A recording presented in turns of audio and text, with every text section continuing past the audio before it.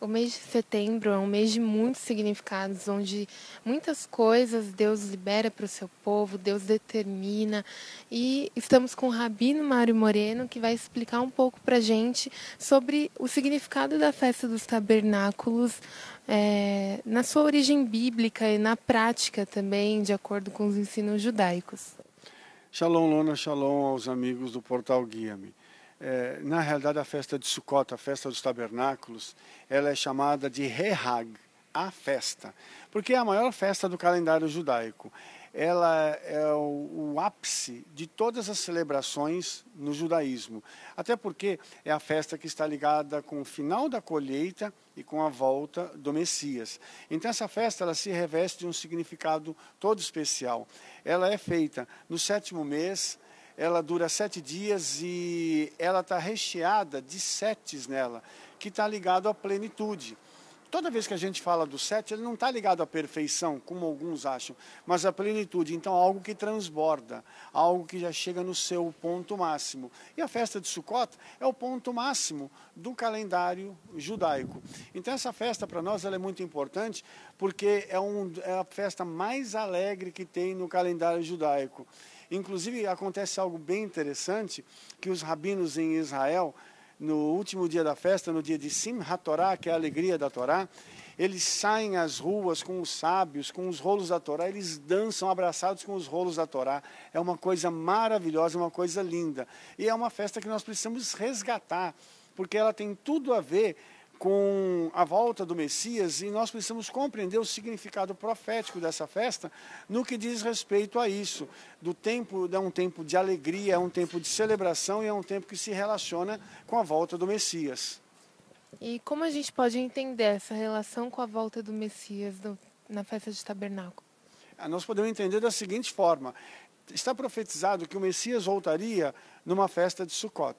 E voltaria também no ano de Shemitah. Então a gente sabe que a festa de Sukkot para nós, ela é esse momento em que a gente sabe que o Messias estará vindo para nos buscar, entendeu? E tem uma outra coisa que eu acho bem interessante, segundo a tradição judaica, Yeshua nasceu numa festa dos tabernáculos. E a pista disso está no livro de João, né, quando diz que a palavra se fez carne e tabernaculou. A palavra lá, tabernacular, é armar tendas. E a única festa em que se arma tendas em Israel é a festa de Sukkot. Então, está ligado com o nascimento do Messias também, esse tempo no qual a gente pode expressar a Ele toda a gratidão pelo ano que tivemos, pela grande colheita, porque é o final da colheita. Então, quando a gente pega a palavra, a Escritura diz que no fim dos tempos os anjos viriam para recolher o trigo e colocar no celeiro do Eterno. E o trigo são justamente os justos. E você só recolhe o trigo quando a colheita termina. Então, por inferência, a gente crê que o arrebatamento vai acontecer numa festa dos tabernáculos. Ao toque do shofar, nós estaremos ouvindo a voz do shofar, que é a voz do Eterno, anunciando a volta do Messias. Aí vai se cumprir a palavra do nosso querido Shaul, né, o Paulo, que diz que tragada foi a morte na vitória. Onde está a morte, a tua vitória? Onde está o inferno, o teu aguilhão? Naquele momento, isso que é mortal vai se revestir, ou seja, se vestir de novo da imortalidade. Nós vamos voltar a sermos imortais e vamos então subir com aqueles que já creram em Yeshua durante todas essas eras até o dia de hoje, para que nós possamos estar nos reunindo com Ele nos ares para participarmos de uma outra grande festa. E o interessante é o seguinte: a festa dos tabernáculos ela dura 7 dias. Na eternidade haverá uma festa preparada para nós que vai durar 7 anos. E a gente que é judeu, a gente gosta muito de uma festa, principalmente uma festa dessa, que vai ser o coroar de toda a nossa carreira, de todo o nosso andar aqui na terra. Naquele dia nós vamos ouvir realmente a voz do shofar e Yeshua vai vir para poder nos levar. E nós esperamos que isso aconteça muito em breve. E eu espero que todos aqueles que são crentes estejam atentos para a festa de Sukkot, porque é a festa que fala sobre esse grande e maravilhoso evento. E na prática, como acontece esses 7 dias? Vocês se reúnem durante o dia inteiro? Tem algum horário? São danças? Vocês comem? Como é? Na realidade, assim, a gente não tem como se reunir aqui no Brasil o dia inteiro. Então a gente se reúne todas as noites, com danças, com festa, a gente realmente come, tudo acaba com comida, né? E tem gente que gosta muito disso, e é muito bom a gente terminar uma celebração com comida. E é um tempo realmente de muita alegria, onde a gente pode extravasar a nossa alegria. Uma coisa que a gente precisa resgatar também é o fato de a gente estar dançando para o Senhor, né? E em Israel acontece uma coisa interessante, que quem dança são os homens. Os homens saem para as ruas para dançar em Sukkot, e é muito legal isso. A gente vê uma coisa que a gente precisa resgatar aqui no Brasil, principalmente no seio da igreja, né? Que parece que o pessoal tem um certo bloqueio quanto a isso, quanto a ser alegre, porque nós recebemos uma tradição de que eu sou crente, então eu tenho que ser pobre, triste, e eu tenho que estar andando sempre de cabeça baixa e amargurado. E na realidade não é assim. A gente precisa ter o que comer, o que beber, e se possível, a gente ser muito abençoado financeiramente, precisamos ser alegres, porque a palavra diz que a alegria do Eterno é a nossa força, e nós, enquanto estamos alegres, somos mais fortes. E a gente precisa também entender que o fato da gente extravasar isso na dança é algo que é bíblico, e que é muito bom, faz bem para a nossa alma, para o nosso coração, e faz bem para toda a nossa saúde. E também, né, nesse período é o período onde vai acontecer a última lua de sangue, né? Que relação tem esse período com o que está acontecendo, com os sinais que estão sendo manifestados no céu? Você falou bem, na realidade essa última lua de sangue acontece agora em Sukkot. Isso tem um alinhamento profético de que todas as vezes que se repetiu esse alinhamento, grandes coisas aconteceram em Israel. Os nossos rabinos e os nossos sábios estão esperando que aconteçam grandes coisas em Israel, inclusive algumas tragédias.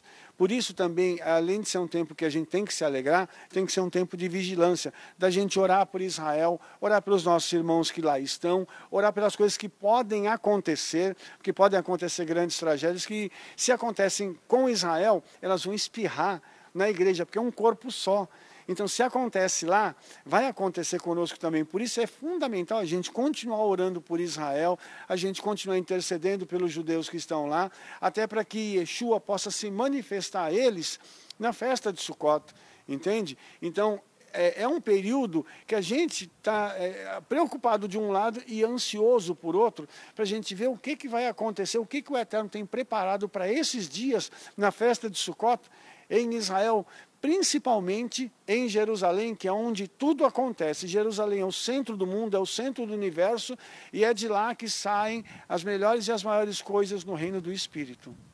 E o que você acha que falta na igreja para ela olhar para essa festa, para essa data, como algo realmente profético, como algo marcante para o nosso tempo? Conhecimento.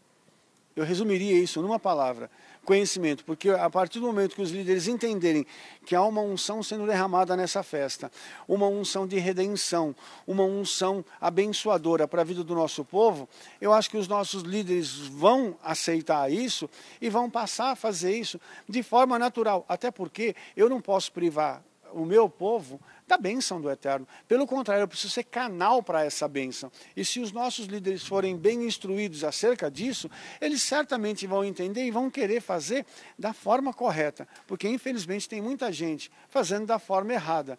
Porque a festa, ela carrega uma unção própria, ela tem uma decoração própria, tem uma mesa que você prepara e tem uma palavra própria para ela. Não se pode pregar qualquer coisa na festa de Sukkot, entendeu? Por exemplo, nós decoramos a igreja ou a congregação com ramos de árvores frutíferas. Por quê? Porque nós estamos falando do tempo da colheita. Tem uma mesa com os 7 frutos de Canaã ali. Então, a gente precisa ter esse entendimento profético das coisas, porque cada coisa aponta para uma realidade. Existem atos proféticos que são feitos na festa. Então, tudo isso, quando os nossos líderes aprenderem isso e começarem a fazer, certamente a realidade vai mudar. E dá tempo ainda da gente mudar essa realidade. Enquanto o arrebatamento não vier, nós ainda temos tempo de fazer algo. Lógico que está apontando para o fim. Tudo está apontando para o fim. Se o Eterno está falando com os rabinos, com os judeus ortodoxos em Israel, é porque a coisa está chegando no fim realmente. E a gente precisa de urgência nesse nosso mover de restauração para que a igreja se alinhe com Israel. E nesse alinhamento possa haver um entrosamento tão grande que um saiba que depende do outro. Israel precisa da unção que a igreja tem. E a igreja precisa do conhecimento que Israel tem. Se nós conseguimos fazer com que haja essa troca, todos vão crescer e vão estar próximos para que a noiva possa ser levada para encontrar com o seu noivo Yeshua. Até porque Jesus só pode voltar quando esse alinhamento acontecer, né? Com certeza, porque nós somos parte de um corpo. Judeus e a igreja são um corpo só. E num corpo não dá para ele andar se uma perna quiser ir para um lado e a outra quiser ir para o outro. Tem que haver acordo, né? Então, quando há esse acordo, aí a gente tem condições de fazer esse alinhamento e caminhar todo mundo junto. E esse é o nosso papel. No judaísmo messiânico, nós estamos entre a igreja e Israel. Nós estamos apresentando para a igreja o seu irmão mais velho, Israel. Então a gente chega para a igreja e fala, ó, igreja, esse aqui é o teu irmão mais velho, Israel. E chega para Israel e fala assim, esse aqui é o teu irmão mais novo, a igreja. Vocês são um povo só. A gente está no meio como um elo de ligação entre ambos, para que possa haver shalom, para que possa haver paz dos dois lados e muito mais, para que nós possamos caminhar todos nós da mesma forma, na mesma direção e com o mesmo objetivo. Aí tudo vai dar certo e nós vamos acelerar a vinda do Messias em nome de Yeshua. Amém. Mais uma vez, muito obrigada, Rabino. Shalom, shalom, lehitraot a todos. Bye, bye.